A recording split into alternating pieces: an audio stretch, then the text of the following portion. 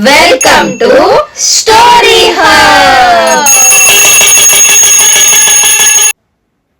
Hello ಮಕ್ಕಳೇ, ಮತ್ತೆ ಒಂದು ಹೊಸ ಕತೆ ಜೊತೆ ಬಂದಿದ್ದೀನಿ. ಇವತ್ತು ಈ ಕತೆನಲ್ಲಿರೋದು ಅನಿಕಾ, ಸಾನ್ವಿ, ನಾಯರಾ, ಸಾರಾ. ಇವರು ಒಂದು ಸುಂದರವಾದ ಕುಟುಂಬ.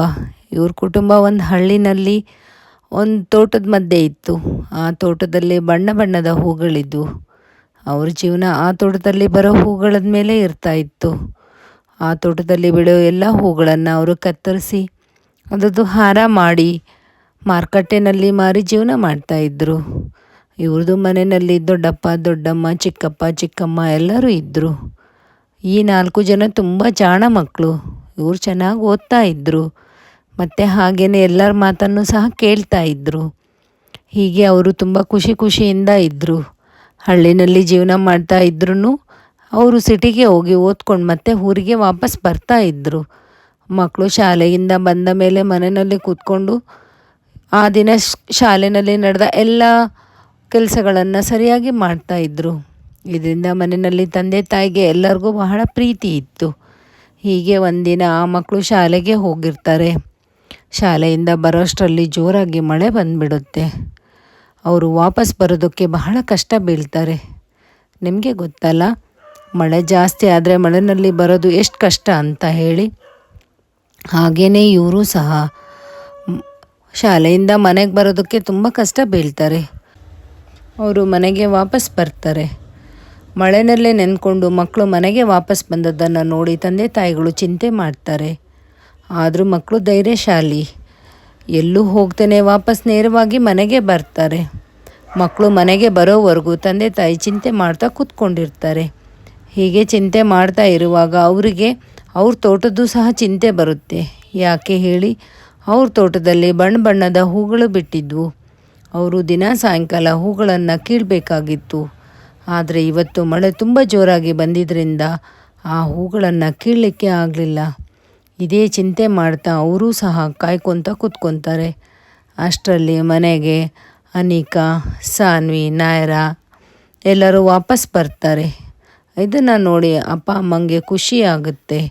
ಎಲ್ಲರೂ ಸೇರಿ ಮನೆ ಕೆಲಸವನ್ನು ಮಾಡ್ಕೊತಾರೆ. ಆದರೆ ತೋಟಕ್ಕೆ ಹೋಗಿ ಹೂಗಳನ್ನು ಕತ್ತರಿಸಿ ತೊಗೊಂಡು ಬರಬೇಕಾಗಿತ್ತು. ಅದು ಮಾಡೋದಕ್ಕೆ ಆಗಲೇ ಇಲ್ಲ. ಯಾಕೆ ಹೇಳಿ, ಈಗ ಮಳೆ ತುಂಬ ಜೋರಾಗಿ ಬರ್ತಾ ಇದೆ. ಈ ಜೋರಾದ ಮಳೆಯಲ್ಲಿ ಅವರು ಯಾವುದೇ ರೀತಿಯ ಹೂಗಳನ್ನು ಕೀಳಲಿಕ್ಕಾಗೋದಿಲ್ಲ. ಅದೇ ಚಿಂತೆಯನ್ನು ಮಾಡ್ಕೊತ ಕೂತ್ಕೊತಾರೆ. ಅಷ್ಟರಲ್ಲಿ ಸ್ವಲ್ಪ ಮಳೆ ಕಡಿಮೆ ಆದಮೇಲೆ ಅವರು ಅವರ ಹೂವಿನ ತೋಟಕ್ಕೆ ಬಂದು ನೋಡ್ತಾರೆ. ಅಲ್ಲಿ ಬಂದು ನೋಡಿದ್ರೆ ಅಲ್ಲಿ ಎಲ್ಲ ಹೂಗಳು ಜೋರಾದ ಮಳೆಗೆ ಕಿತ್ತು ಹೋಗಿರ್ತವೆ. ಸ್ವಲ್ಪ ಹೂಗಳು ಉದುರಿ ಹೋಗಿರ್ತವೆ. ತೋಟದ ತುಂಬೆಲ್ಲ ನೀರೇ ತುಂಬ್ಕೊಂಡ್ಬಿಟ್ಟಿದೆ. ಅವರಿಗೆ ಚಿಂತೆ ಆಗ್ತಾಯಿದೆ.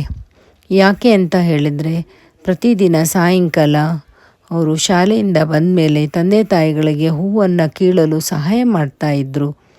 ಆದರೆ ಇವತ್ತು ಎಲ್ಲ ಹೂಗಳು ಬಾಡಿ ಹೋಗಿದ್ದೇವೆ. ಸರಿ, ಅವರು ದೇವ್ರ ಹತ್ರ ಮೊರೆ ಹೋಗ್ತಾರೆ. ದೇವರೇ, ನಮ್ಮನ್ನು ಈ ಕಷ್ಟದಿಂದ ಪಾರು ಮಾಡು ಅಂತ ಮನೆಯಲ್ಲಿ ಎಲ್ಲರೂ ಕೂತ್ಕೊಂಡು ದೇವರಿಗೆ ಪ್ರಾರ್ಥನೆ ಮಾಡ್ತಾರೆ. ಯಾಕೆ ಅಂತ ಹೇಳಿದರೆ, ಅವರಿಗೆ ಹೂವಿನ ತೋಟದಿಂದ ಬರಬೇಕಾಗಿದ್ದ ಎಲ್ಲ ಹೂಗಳು ಉದುರಿ ಕೊಳೆತು ಬಾಡಿ ಹೋಗಿದ್ದು. ದೇವರು ಅವರ ಮೊರೆಯನ್ನು ಕೇಳ್ತಾರೆ. ಯಾಕೆ ಹೇಳಿ, ಯಾರು ಒಳ್ಳೆ ಮನಸ್ಸಿನಿಂದ ಪ್ರಾರ್ಥನೆಯನ್ನು ದೇವರಿಗೆ ಮಾಡ್ತಾರೋ ದೇವರು ಅವರ ಎಲ್ಲ ಪ್ರಾರ್ಥನೆಯನ್ನು ಈಡೇರಿಸ್ತಾರೆ. ಅದೇ ರೀತಿ ಅವರು ಪ್ರಾರ್ಥನೆಯನ್ನು ಮಾಡಿ ಅವರ ತೋಟಕ್ಕೆ ಹೋಗ್ತಾರೆ.